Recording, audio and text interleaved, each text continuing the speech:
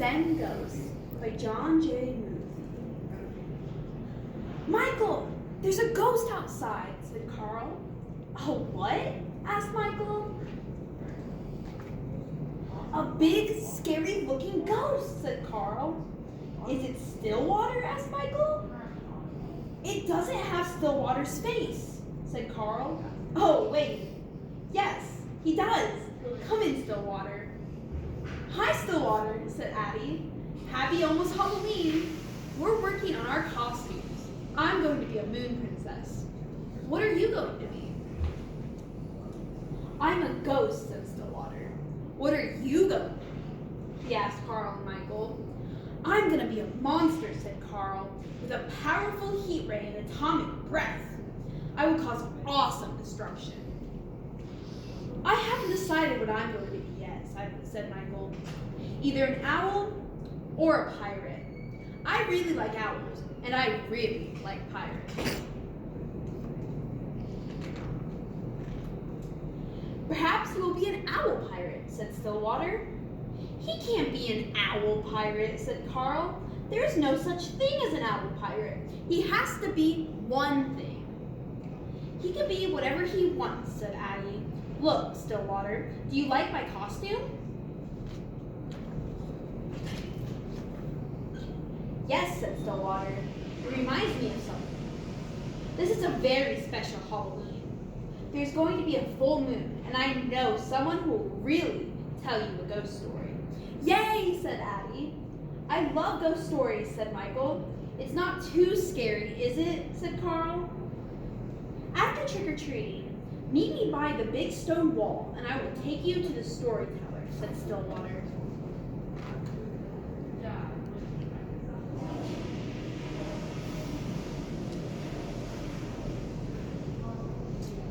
When the children were done trick-or-treating, they waited by the stone wall.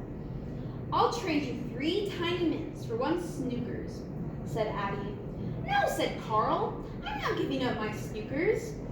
But you don't even like them, said Addie. Come on. I only like tiny mints if they are the crunch peppermint kind, said Carl. Besides, I'm saving my Snookers. I have one flavored like Bam. Boo, said Stillwater. Wow, you scared me, said Carl. How long have you been there?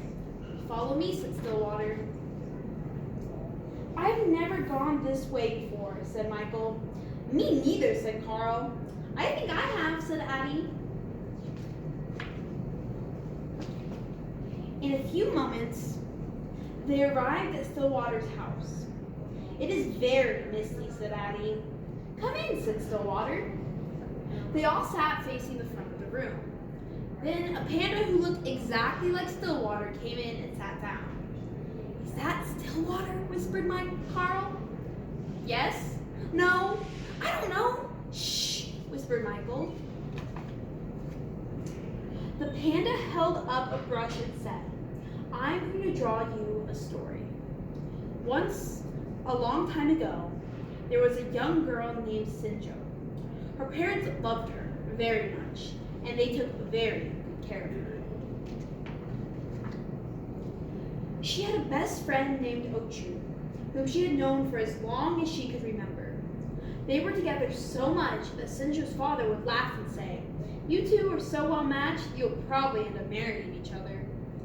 As they grew up, they believed this would happen, and they fell in love.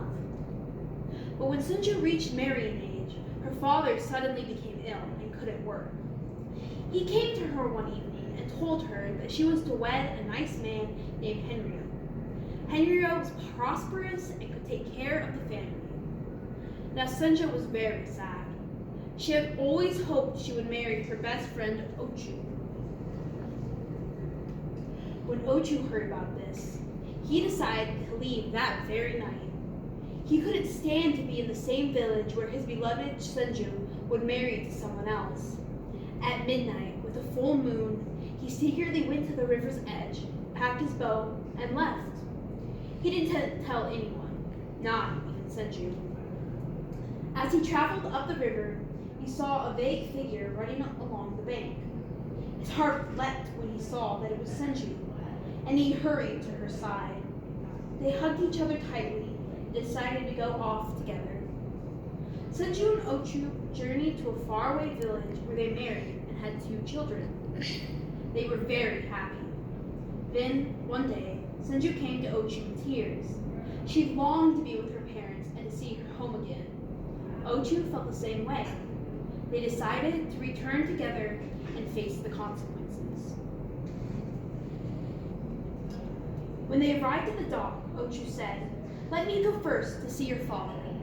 I will apologize and find out how things are before you come." Senju's father was very happy to see him. Ochu told him they were sorry for what they had done, and that he and Senju were now a family with 2 children. Senju's father was astonished. "What are you talking about?" he asked. "From the time you left the village, Senju has been very sick in bed.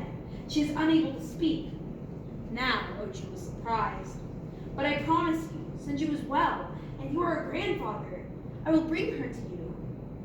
As Ochu went to the dock, Senju's father rushed to his daughter's bedside and told her what Ochu had said. As she heard the story, she was filled with joy. Without saying a word, she rose from her bed and went quickly down the stairs. At that very moment, the Senju who had come ashore arrived at the house with Ochu. The 2 Senjus, upon seeing each other, merged and became one. The storyteller paused. Then he asked, "Which Senju is the true one? Are they one, or are they 2?